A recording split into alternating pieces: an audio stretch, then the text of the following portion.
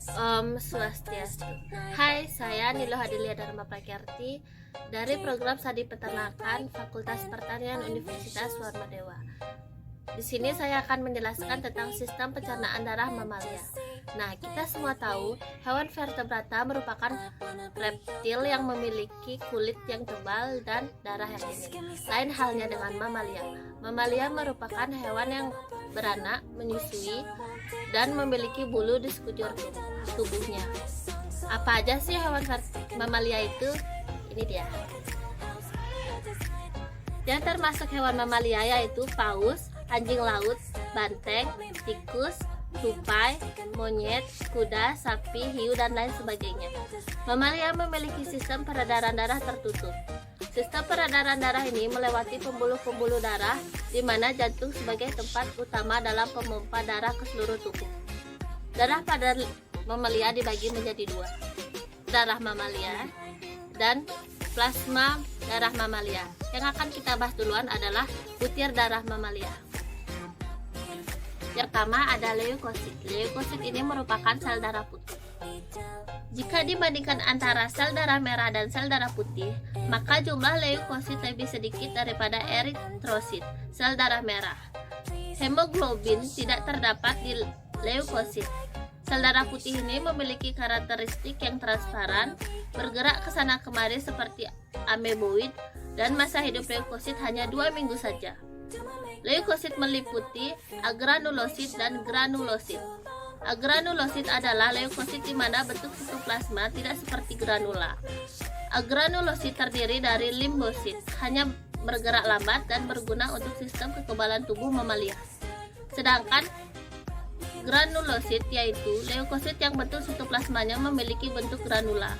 Jenis granulosit ini mencakup 3, yaitu ada eosinofil, memiliki sifat fagosit yang berwarna granulanya merah.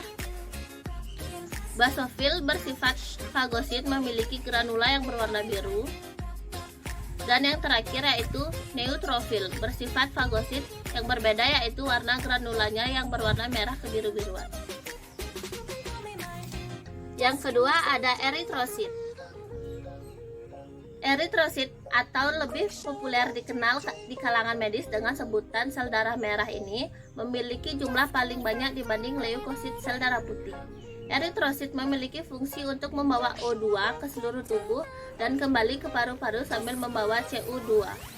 Sel darah merah memiliki banyak hemoglobin, tidak memiliki inti, dan ukuran sel darah merah hanya dapat dilihat melalui mikroskop diameter antara 7-8. Sel darah merah ini memiliki bentuk menyerupai bikonkav, kedua sisinya berbentuk cekung.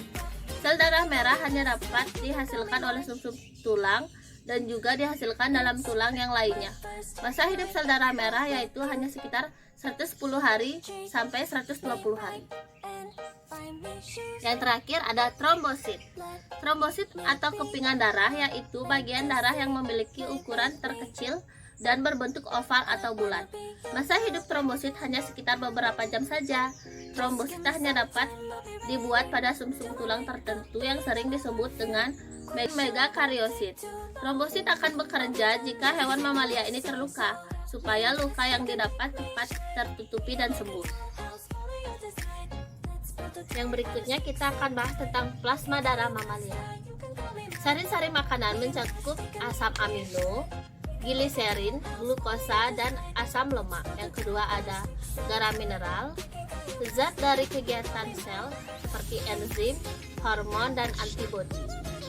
Zat dari kegiatan metabolisme, O2, CO2, N2, gas-gas sisa, dan protein. Di sini ada yang dinamakan fibrinogen yang berguna pada pembekuan darah. Yang berikutnya ada albumin, yaitu untuk menjaga tekanan yang ada dalam darah.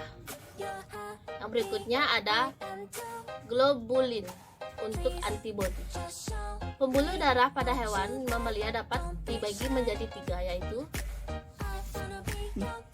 yang pertama ada pembuluh arteri. Pembuluh arteri atau nadia itu pembuluh darah yang mengangkat mulai dari jantung ke organ tubuh. Pembuluh nadi ini memiliki sifat elastis, berotot, dan lebih tebal. Arteri yang berukuran kecil disebut arteriol. Arteriol ini bercabang lagi sampai sering disebut dengan kapiler. Seperti gambar ini contohnya yang bercabang.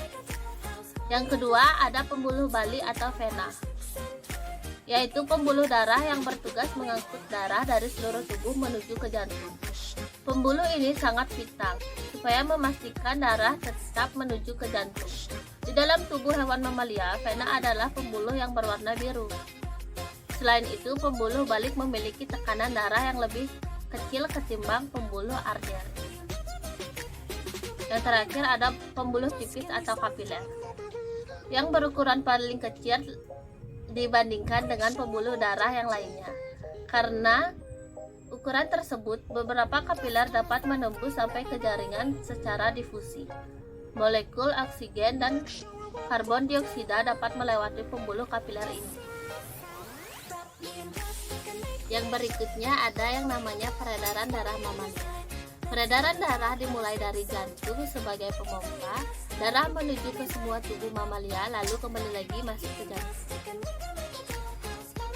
Pengangkutan darah dari jantung melalui pembuluh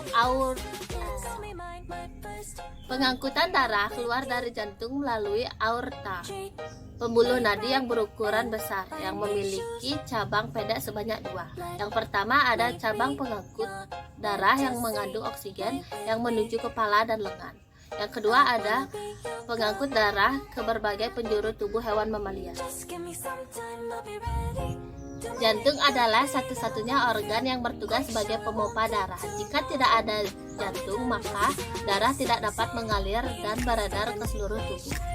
Nah, sekian yang dapat saya sampaikan. Jika ada salah kata yang sengaja maupun tidak disengaja, saya mohon maaf, dan tidak lupa saya mengucapkan terima kasih kepada Ibu dosen. Akhir kata saya ucapkan terima kasih dan pramasad. Om Santi Santi Santi.